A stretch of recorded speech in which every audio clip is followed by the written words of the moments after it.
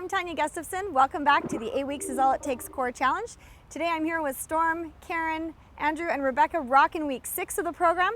And today we're going to talk about supplements and meal replacements and the difference between the two. Supplements are things you would take to enhance certain areas of your health, like vitamins and omegas for your joints and things like that. Meal replacements are protein shakes and protein bars that you would take in order to have when you can't have a full real food meal. I do have protein bars and meal replacement bars, as well as the protein shakes. I haven't really got into it too much, but I know that I've done a few cleanses along the way, and so I've learned a little bit about them, but not really a lot. Multivitamins, D, some krill oil, some omegas as well. The truth is, most people can get all the vitamins and minerals that they need from their food. The problem is most of us don't eat enough of good quality food in order to get the stuff that we need in our bodies, and that's where supplements come in.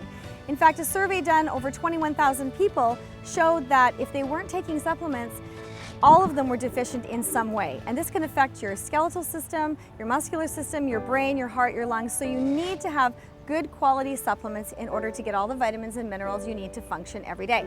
Make sure you look for a liquid when at all possible. Your body can absorb it a lot better and you can use all those nutrients much more efficiently.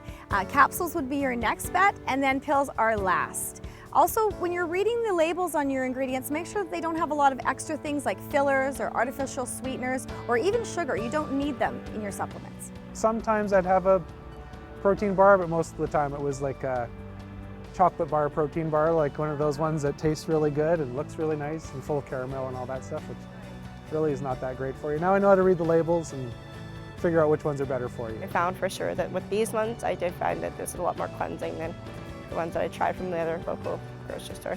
And when shopping for your protein shakes and meal replacements and protein bars and things like that, they are not created equal, so do make sure you read the labels on those as well. You want to look for your protein source to be whey or micellar casein, or ideally a combination of the two.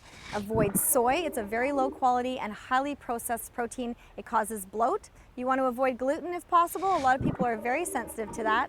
Look for a balance between your proteins and your carbs, or that your proteins are higher than your carbs. I'm not typically a label reader. No, I go by feel, senses, mostly taste. Going through stuff and saying, GMO, vegan, that sort of thing, gluten-free. Now I've definitely become more aware of what's going on.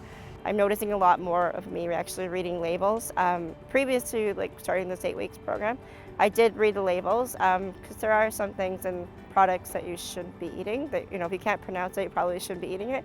Clearly, Storm and Karen and Andrew and Rebecca have really made some good changes and are clear on reading their labels and how that impacts their good health to come. You don't realize how much sugar's in there, how much carbs is in there, how much binding ingredients are in there, just all the excess. I went to try and take a multivitamin one time, and it had icing sugar in my multivitamin. I was like, why is there icing sugar in my multivitamin? That doesn't make sense. My favorite was a salad that I looked at recently. It advertised a massive amount of protein in a salad. So I got it and brought it home and read the fine print, and it said that the serving size was half the bag of salad. Join us next week when we check in with our Core 4 and they revisit their initial goals and then look towards their long-term goals and how to set those and why they're so important. To follow our Core 4's journey, please click on Facebook's 8 Weeks is All It Takes Core Challenge. Give them a rah-rah, cheer them on, and join us next week. Until then, I'm Tania Gustafson. Thanks for joining.